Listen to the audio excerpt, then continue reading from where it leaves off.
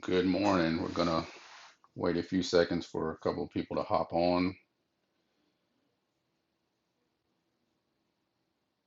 Let me know if you can hear me. Okay.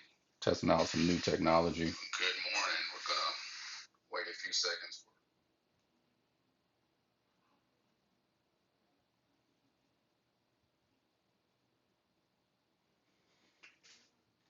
You can go ahead and start sending your questions in. We're gonna put 10 minutes on the clock and we'll go for about 10 minutes. So if you have any questions about the message today, let me say while people are jumping on, um, one, that was my third time preaching that sermon. I will share with you at some point all the technology issues that we had. And then two, at the end, I talked about one of my favorite gospel artists in the song. It's actually Jonathan McReynolds. I was preaching that sermon at the church. It was like 9 o'clock at night. I was super tired. But it's actually Jonathan McReynolds. I love Jonathan Nelson too, but Jonathan McReynolds, if you go to YouTube and search him, he has an entire visual album that is great. And one of the songs that I referenced was a song called People, where in it he talks about praying to God to be delivered from people, and not so much delivered from people or relationships, but delivered from this power that people tend to have over us to control our emotions. And so it's a very powerful song. Again, Jonathan McReynolds, not Jonathan Nelson. I love Jonathan Nelson too, but Jonathan McReynolds. Uh, Someone's saying they can't hear me, so let me try.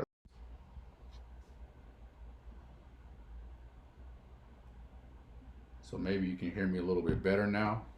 Um, I switched mics. So again, I was saying that Jonathan McReynolds is the artist, not Jonathan Nelson. Again, I was at the church preaching that message for the third time because of technology issues, and so it was 9 o'clock at night. I was super tired. But go on YouTube, search Jonathan McReynolds. He has a great visual album uh, that you can watch. And the name of the song that I was referencing, if you couldn't hear me before, is called People. And in it, he talks about sort of this prayer to God where he's praying for God to deliver him from this power that people tend to have over us to control our emotions. And it's not a song about distancing ourselves from relationships, but it's about being released and healed from the power that people have over us to control our emotions. So, Karen said, "Thanks for the tour of the church, Karen." I had to do something because that was the third time I tried. I preached at church, it didn't work. Preached it at home, didn't work. So I went to the church, and I thought I get tired of looking at the same thing. Maybe people would like to see different parts of the building. Um, all right. Anybody got any questions or comments? I'm searching through right now on Facebook Live. Any questions about the message? Any questions about anything that we discussed this morning? Go ahead and shoot those over to me.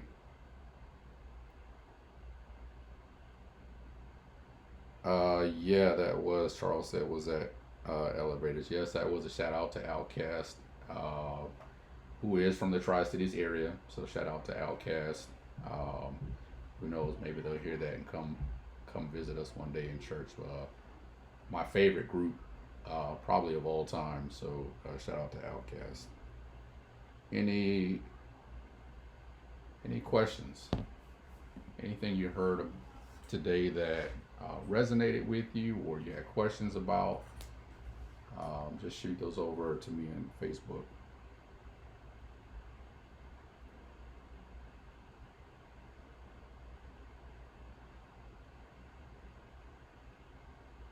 How do you discern who is a sign? Great question. Um, I think you can do that by one by process of elimination. So understand that there are levels, right? And so you can clearly define who your adversaries are. Those are people um, who you just don't have a positive relationship with for one reason or the other. It may be something that they're dealing with, but it's very clear that those are people who are against you, and the reality is those people exist. So you can eliminate that group. You will know pretty quickly who those people are. Then you have acquaintances. Those are people who are close to you, neighbors, coworkers. They know a bit about you. They know, important stuff like birthdays. They may know where you live, your phone number.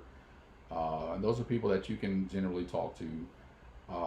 But then when you're talking about people who are assigned to you, those are the people who enter into your life during a season where it's much more than acquaintance. So you know that they're not adversaries, and they may even start off as acquaintances, but there's a difference there because it goes beyond just being cordial, just being friends. Oftentimes, one of the ways that I can define that is most of us think people are our friends when really we're acquaintances because we share the same space. And so a good test is if you are friends with someone that you work with, that doesn't mean that they can't be appointed. But if you did not work there, would you continue the relationship? Sometimes our relationships are based solely on sharing the same space with one another, and that's fine. But people who are assigned to you tend to go beyond geographical boundaries, even beyond different seasons of life, and you can sort of discern those people may be appointed to you at a different season or time in your life because those boundaries, and those are the people, those are the people that you can go to. They're not necessarily someone that you have to share space with. You don't have to go to the same church with them. You don't have to work with them. You don't even have to live in the same state with them, but there's something about that relationship. Sort of like Jonathan and David in the Bible, they had a covenant with one another, a bond that you just knew that Jonathan was assigned to David to help him to become king. And so those relationships, they don't happen overnight. It usually takes some cultivating of that relationship, but you start to realize that this is someone who is more than just an acquaintance. There may be an assignment on their life to assist you with what God wants you to do, and vice versa. You may be assigned to their life to help them accomplish what God wants them to accomplish. Good question, Karen. Any other questions? I'm on the clock, so we got about 3 minutes left.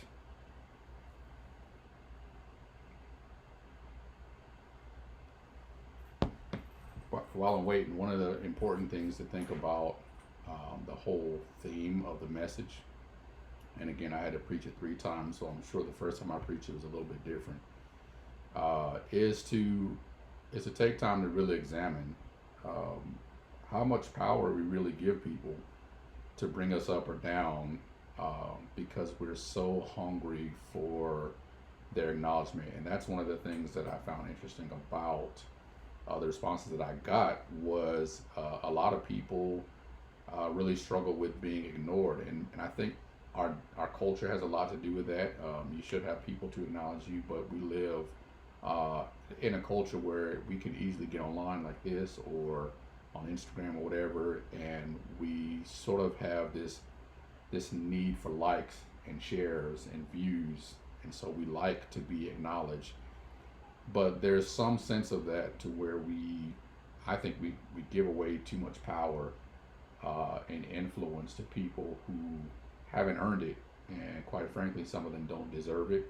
And when we give that away, it has a tendency to impact our emotional responses to things, and so people can bring us up and down because we're so hungry for anyone to acknowledge us. And I don't know that it's healthy to just want anyone to acknowledge us.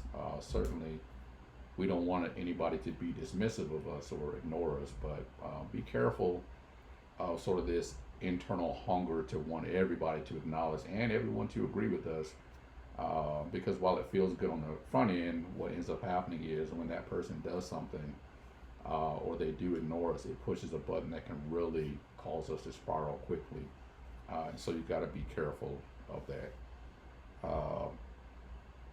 Here's a good question. How does forgiveness play a role when you are in confined spaces and buttons are pushed and there's no room to step back? Great question. So forgiveness is supernatural, and so one of the things that I always share with people is one of the reasons why we need a relationship. And I talked about keeping God in His place. Um, One of the reasons why that is important is because I can't, in and of myself, forgive you. Forgiveness is really this concept of um, allowing a debt that should be paid to go unpaid. And so when you need to forgive someone, it's because they have done something to you to which you have the right to collect on, and you decide not to collect on that debt, whatever it is. If they owe you respect, if they owe you honor, if they owe you money, whatever it is, you legally have a right to collect on it, and you decide not. And so when you're in a confined space, I think one of the things to do is try to find a way to retreat into a safe emotional space, a safe spiritual space. And so if there's a way to take your mind and your heart to a place that helps you to get God back in the place where He needs to be, so that I can forgive. Because if God's not in the right place, um, then it's impossible for me to be willing to forego a debt that someone legally owes me, and that's what forgiveness is. And so I know for me, I try to have different spaces in my house where I can go to center myself spiritually, mentally, emotionally, but also think about different times.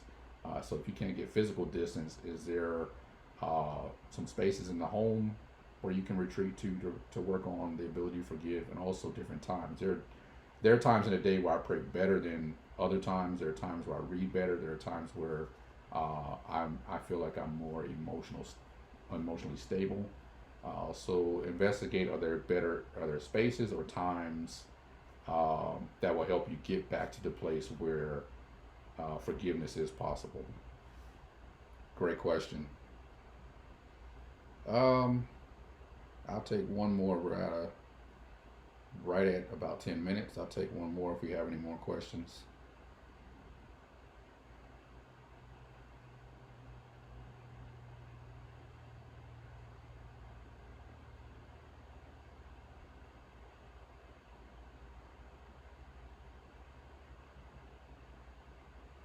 All right, guys. So this is really our first time trying this. So let me know how it went. I'm going to jump off. If you have any other questions, inbox me, email the church, whatever you need to do. We want to make this series a dialogue, and so we record every Sunday night. What you hear on Sundays, what we recorded the week before, and so I'm going in tonight with the worship team. We're going to record tonight, and I'm excited about the message for tonight as we sort of wrestle with some other buttons that get pushed. And so, just a spoiler, tonight I'm going to be preaching about what to do when the button of selfishness is getting pushed. We've seen that a lot during this pandemic, where people are hoarding, where people are gathering things for themselves, maybe out of panic. Here's a reality, and I'll preach about this. I don't want to give it all away. No one likes a selfish person. You cannot find anyone who loves a selfish person. And so we're going to deal with that tonight. So make sure you come back next week, and you'll hear about how to handle it when you run into somebody who's being selfish, and that really pushes your button. So we'll catch you next week. Thanks for jumping on for Q&A. If you're available on Wednesday, remember we have our Zoom prayer call, so make sure that you get the newsletter, or in the app, it will give you the login information. Thanks for joining me in my office/studio. God bless. We'll see you next week.